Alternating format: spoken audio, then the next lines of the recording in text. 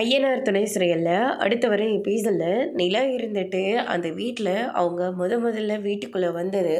அதுக்கு அடுத்ததாக வீட்டில் விளக்கேற்றுனது. வீட்டில் எல்லாருமே நல்லது கெட்டதுன்னு சொல்லிட்டு எல்லோரும் ரொம்பவே சந்தோஷமாக இருந்தது.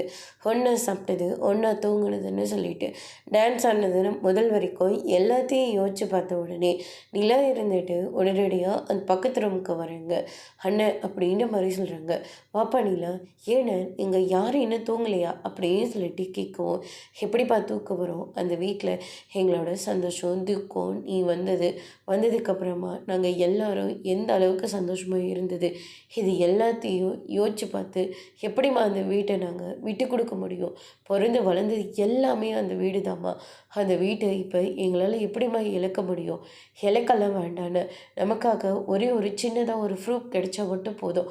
அதுக்கப்புறம் அந்த வீடு நமக்கு தான் சொந்தம்னு நம்ம எப்படியாவது நிரூபிச்சிடலாம் அப்படின்னு சொல்லிட்டு நிலா சொல்லிக்கிட்டு இருக்காங்க. அதுக்கடுத்து தான் நம்ம சோழன் இருந்துட்டு, நிலா சொல்கிறது உன் காதில் விழுதில்லை, ஏதாவது உனக்கு ஞாபகம் வருதா?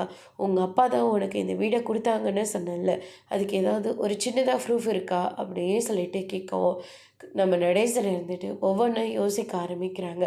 கஸ்தூரி கிட்ட ஒரு டாக்குமெண்ட் இருக்குது.